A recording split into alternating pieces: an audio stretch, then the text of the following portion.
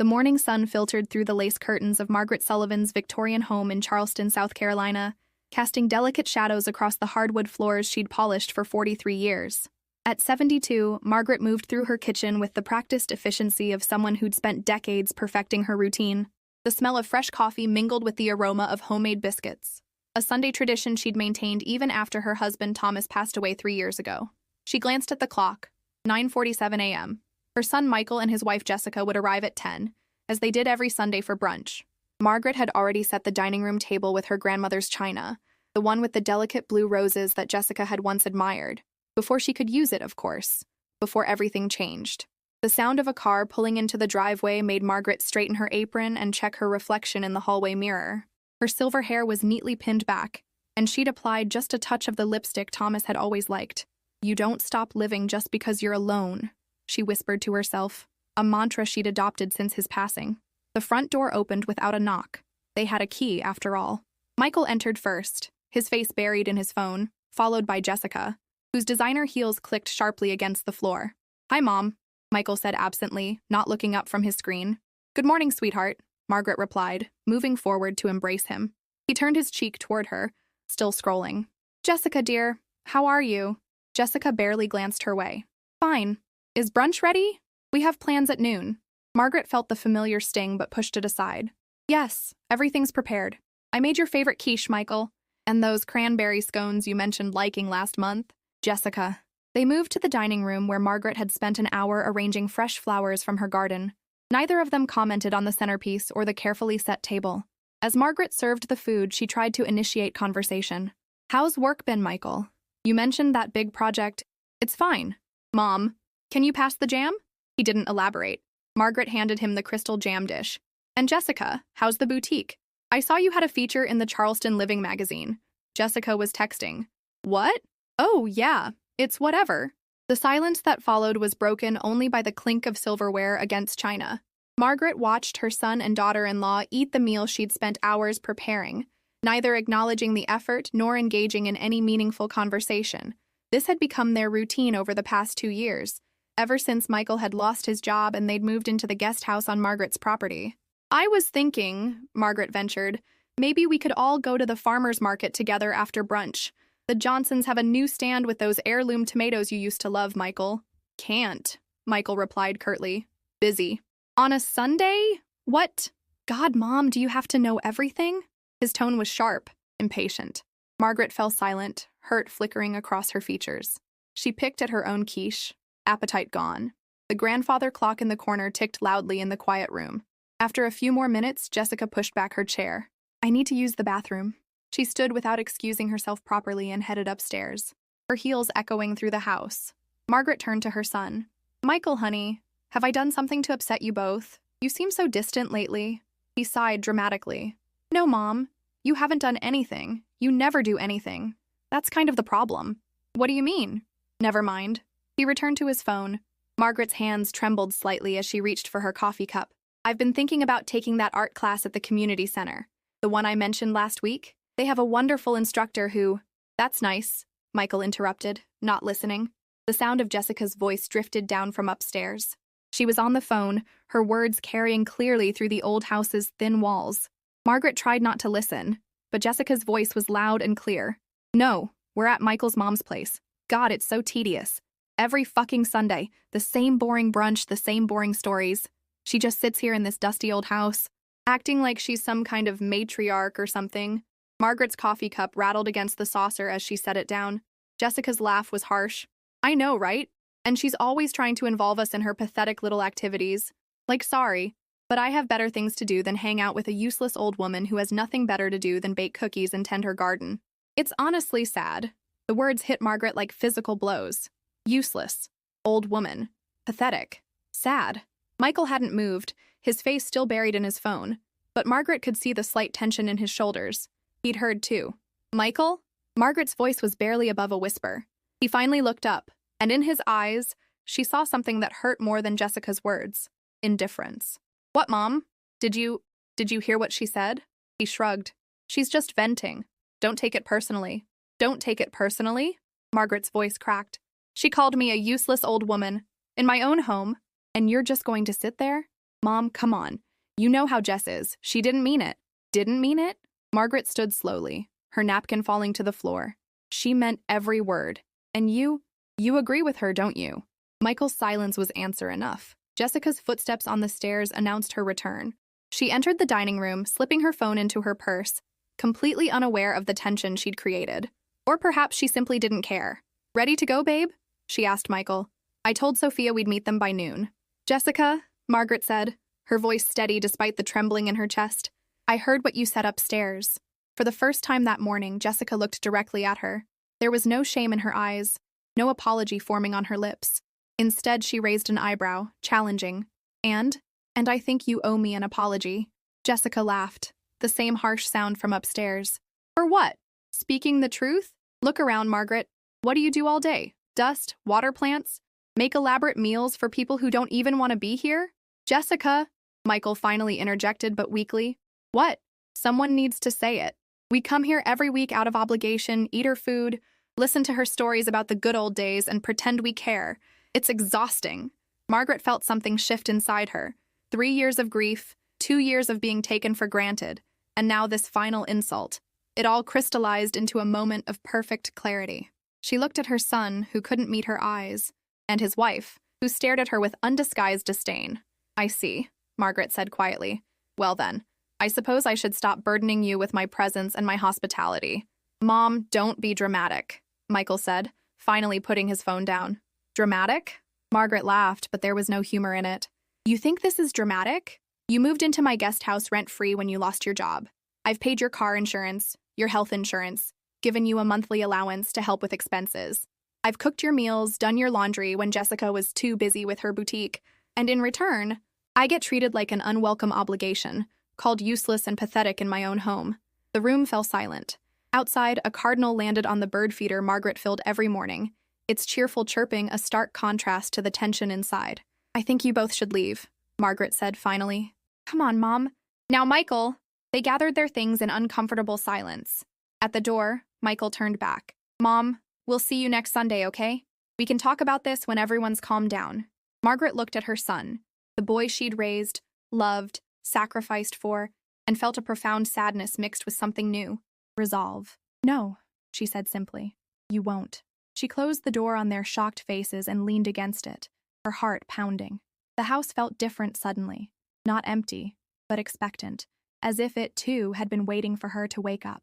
Margaret walked slowly back to the dining room, surveying the abandoned brunch. Jessica's words echoed in her mind. Useless old woman. She picked up a cranberry scone, the ones she'd made specially for Jessica, and took a deliberate bite. We'll see about that, she said to the empty room. The cardinal at the window seemed to chirp in agreement. Chapter 1 ends here. 6,124 characters. Tentar novamente, gok editar. Chapter 2. The announcement. The law offices of Hartwell and Associates occupied a stately building on King Street, its red brick facade and black shutters epitomizing Charleston's historic charm. Margaret had made an appointment for Monday morning, arriving 15 minutes early in her navy suit, the one Thomas had bought her for their 40th anniversary. Mrs. Sullivan, Mr. Hartwell will see you now, the receptionist announced. James Hartwell had been the Sullivan family attorney for 30 years. He rose as Margaret entered, his concern evident. Margaret, what a pleasant surprise. Though your call yesterday sounded rather urgent. Thank you for seeing me so quickly, James. Margaret settled into the leather chair across from his desk. I need to make some changes to my financial arrangements. Of course. What did you have in mind? Margaret opened her purse and withdrew a folder she'd prepared the night before. I want to terminate the monthly allowance I've been providing to my son Michael and his wife. I also need to discuss the terms of their residence in my guest house. James raised his eyebrows but maintained his professional composure. I see. May I ask what prompted this decision? Let's just say I've had a moment of clarity about being taken advantage of. Margaret's voice was firm. I also want to review my will. For the next 2 hours, they discussed the legal and financial implications. The monthly allowance, $3,000, had been drawn from Margaret's retirement account. The guest house situation was more complex, as no formal lease existed. Since they're not paying rent and there's no written agreement, you can ask them to leave with reasonable notice, James explained. 30 days is standard. And the utilities for the guest house? Those are in your name, correct?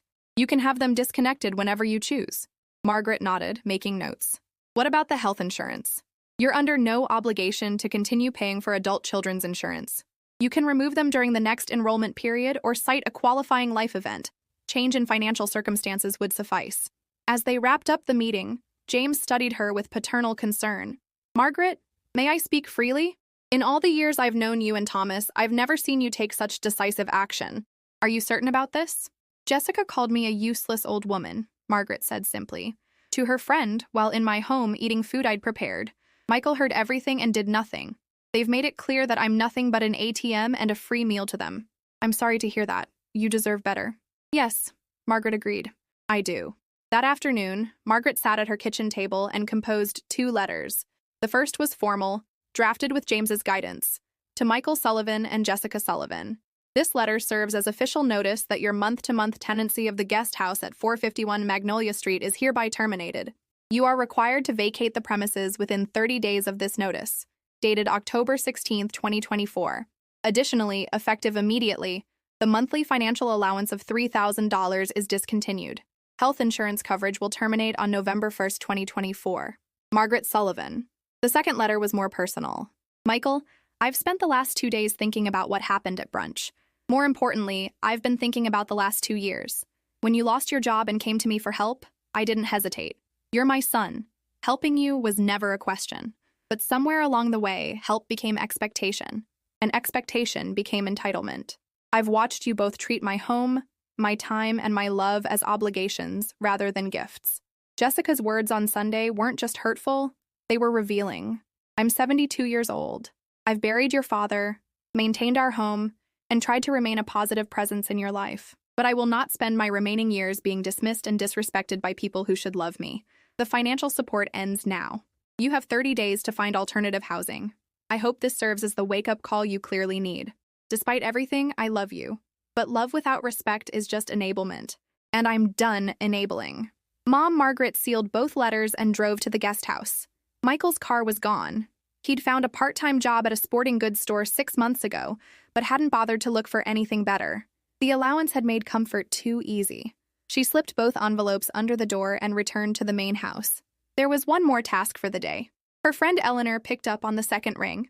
Margaret, I was just thinking about you. How was Sunday brunch? Illuminating, Margaret replied. Eleanor, remember that art class you mentioned? The one at the community center? The watercolor workshop? Yes. It starts Wednesday. Don't tell me you're finally going to join. I am. And I was wondering about that travel group you're part of. The Silver Explorers? Oh, Margaret, you'd love it. We're planning a trip to Savannah next month, and there's talk of a cruise in February. As they chatted, Margaret felt a lightness she hadn't experienced in years. She made notes about the art class, the travel group, and Eleanor's book club that met Thursday evenings. Her calendar, empty for so long except for Sunday brunches and household chores, began to fill with possibilities. The phone rang an hour after she'd delivered the letters. Michael's name appeared on the caller ID. Margaret let it go to voicemail. Mom, what the hell is this? You can't just kick us out? And cutting off the allowance? Are you insane? Call me back. Now. The second call came 10 minutes later. This time it was Jessica. Margaret, I don't know what kind of tantrum you're throwing, but this is ridiculous. We're family. You can't just abandon family. Michael's devastated. How could you do this to your own son? Margaret deleted both messages without returning the calls. That evening, she made herself a simple dinner, just a salad and some soup, and ate it in peaceful silence. No criticism, no ungrateful faces across the table, no feeling like she had to justify her existence in her own home. Around 8 o'clock, she heard a car in the driveway, and then pounding on the front door. Mom, open up. We need to talk. Margaret remained in her chair, sipping her tea. I know you're in there. Your car's in the garage. The pounding continued for several minutes before she heard Jessica's shrill voice. This is probably illegal. We'll sue. Margaret smiled slightly. James had assured her everything was perfectly legal. Eventually, they gave up and left. Margaret finished her tea and prepared for bed, feeling more at peace than she had in years. Tuesday morning brought a series of texts from Michael. Mom, please, let's talk about this. You're overreacting. Jess didn't mean what she said. You can't just cut us off like this. Answer me. Margaret deleted them all and blocked his number. She did the same with Jessica's. At the bank, she closed the joint account she'd maintained for emergencies, the one Michael had a card for. The banker, a young woman named Sarah, was professionally discreet, but sympathetic. Would you like to open a new individual account for these funds, Mrs. Sullivan? Yes, please. And I'd like to look into some investment options. I've been too conservative with my money lately. Sarah smiled. I think that's wonderful. It's never too late to make your money work harder for you. My thoughts exactly, Margaret agreed. On her way home, she stopped at the community center to register for the art class. The coordinator, a cheerful woman named Beth, was delighted. Mrs. Sullivan, Eleanor mentioned you might be joining us. We have a wonderful group, all skill levels welcome. And between you and me, the instructor is quite handsome. He's 65 and single.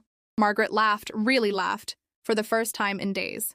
I'm just interested in the art. Beth, of course. Beth winked. The art. That evening, Margaret stood in her guest bedroom surveying the space. She'd kept it as a shrine to Michael's childhood, his trophies, photos, even his old baseball glove on the dresser. One by one, she packed these items into boxes.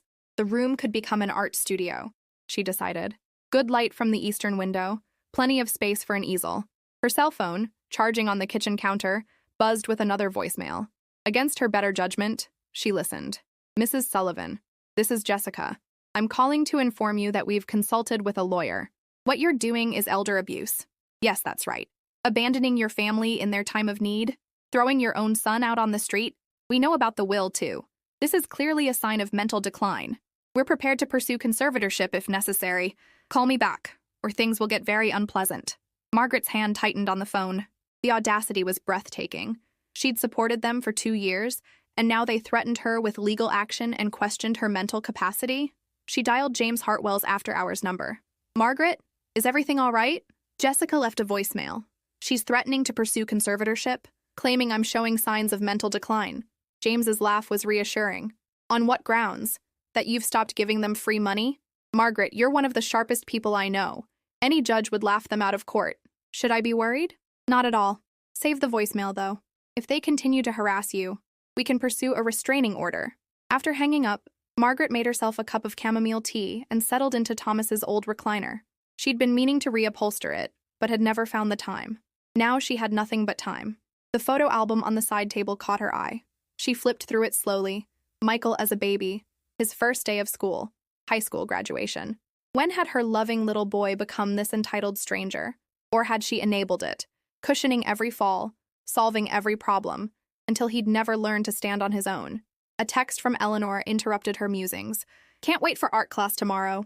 Wear something you don't mind getting paint on. And maybe a little lipstick? Margaret smiled.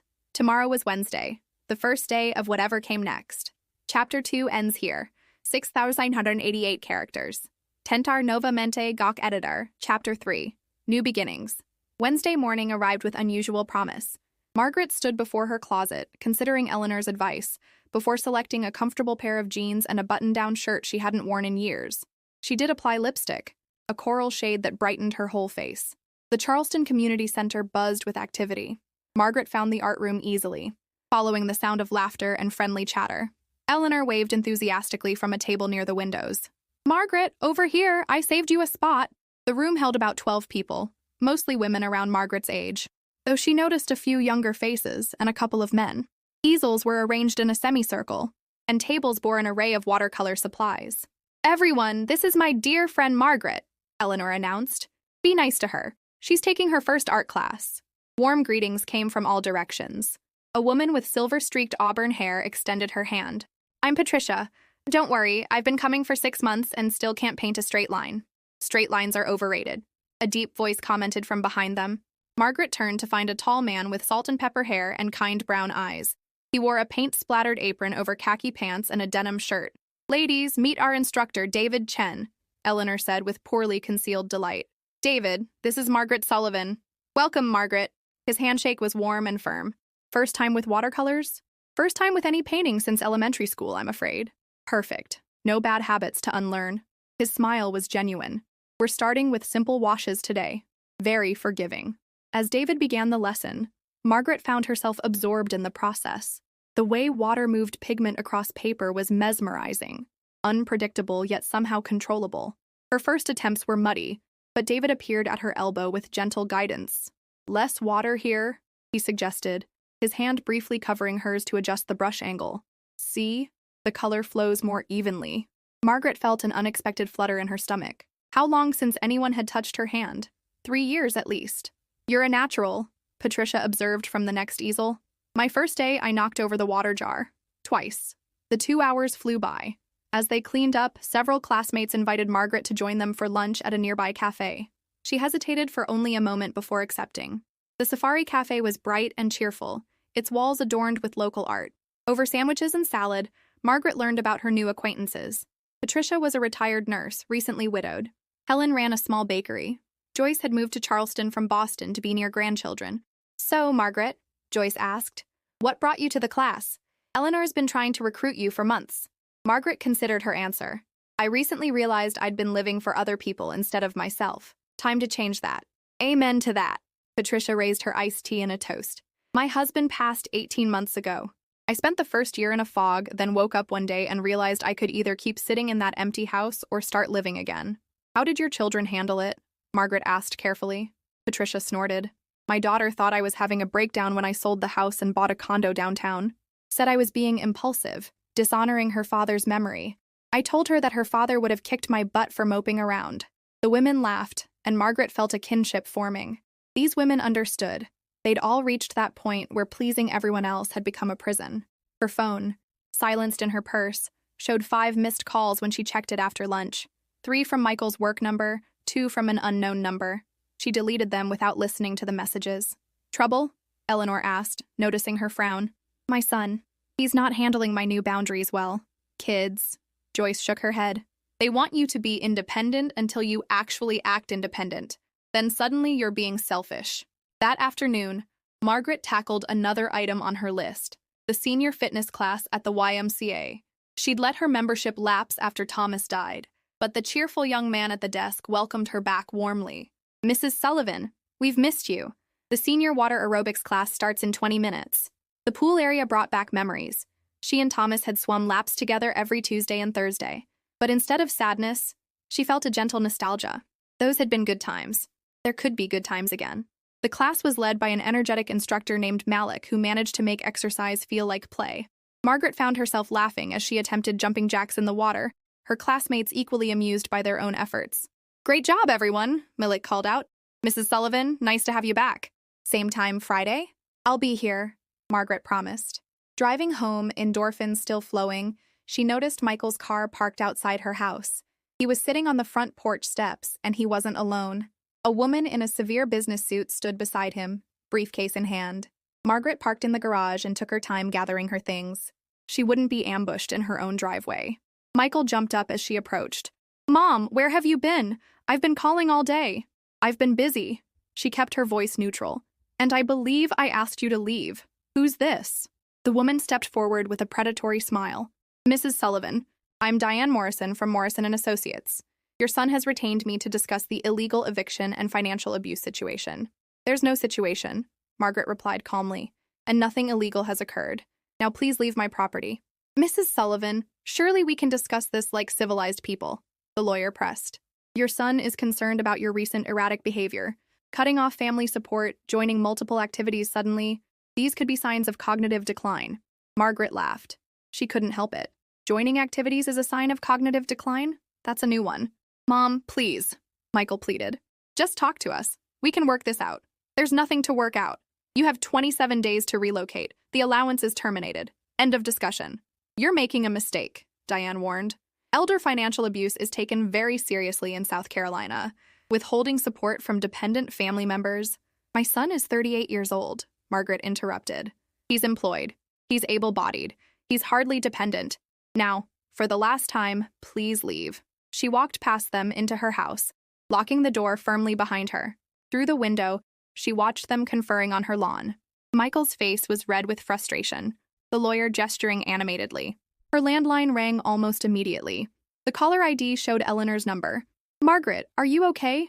I just drove by and saw Michael with some woman in a suit. His lawyer, apparently. They're trying to claim I'm mentally unstable because I joined an art class and went to water aerobics. Eleanor's laughter was explosive. That's the most ridiculous thing I've ever heard. Do you need me to come over? No, I'm fine. They're leaving now. She watched Michael's car pull away. Eleanor, am I doing the right thing? Honey, you're doing what you should have done 2 years ago. That boy needs to grow up, and he never will if you keep cushioning his falls. After they hung up, Margaret made herself dinner and settled in to read. She'd picked up a novel at the bookstore that morning. When was the last time she'd read for pleasure? The evening passed peacefully, no more unwanted visitors or phone calls. Thursday brought the book club Eleanor had mentioned. They met at a member's home, rotating hostess duties. This week was Vivian's turn, in her beautiful home overlooking the harbor. "We're reading the Thursday Murder Club," Vivian explained, handing Margaret a copy. "Perfect for our group of troublemaking seniors." The discussion was lively, ranging from the book to local gossip to everyone's families. When Margaret's turn came to share, she found herself telling the whole story. Jessica's cruel words, Michael's indifference, her decision to reclaim her life. "Good for you," Vivian exclaimed.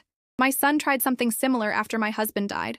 Wanted me to sell the house, move into a senior community so he could have his inheritance early. I told him he'd get his inheritance when I was good and dead, not a moment before." The women's support was overwhelming.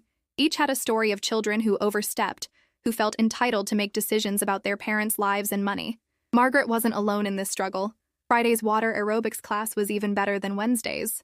She was getting the hang of the movements, and her classmates were becoming friends. Afterwards, in the locker room, a woman named Susan mentioned a grief support group. "I know it's been 3 years since your husband passed," Susan said gently, "but sometimes it helps to talk with others who understand. We meet Tuesday evenings." Margaret considered it. She'd avoided grief counseling, throwing herself into caring for Michael and Jessica instead. Maybe it was time to properly process her loss. "I'll think about it," she promised. Saturday morning arrived crisp and clear. Margaret was enjoying coffee on her back porch, watching cardinals at the feeder, when she heard voices from the guest house. Through the trees, she could see a moving truck in the driveway.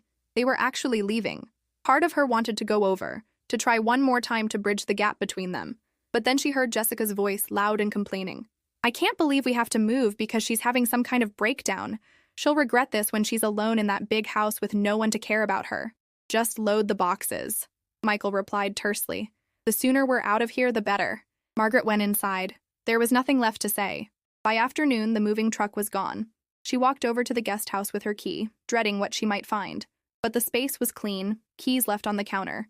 They'd even emptied the refrigerator. On the kitchen table was a single sheet of paper, Michael's handwriting. "Mom, I hope you're happy now. You've pushed away the only family you have left. When you're old and alone, remember that you chose this." Margaret crumpled the note and dropped it in the trash. Then she opened all the windows, letting fresh air flow through the space. The guest house could be rented out for extra income. Or maybe she'd turn it into an art studio, a proper one, with good lighting and plenty of room for supplies. That evening, David Chen called. Margaret stared at her phone in surprise before answering. "Margaret, this is David from the art class. I hope I'm not overstepping, but Eleanor gave me your number." "Oh, hello, David. I wanted to check how your painting dried. Sometimes the first attempts can be discouraging when you see them at home." They talked for 20 minutes about art, technique, and the upcoming class project. Just before hanging up, David cleared his throat. "I was wondering, there's an art exhibition at the Gibbs Museum tomorrow afternoon.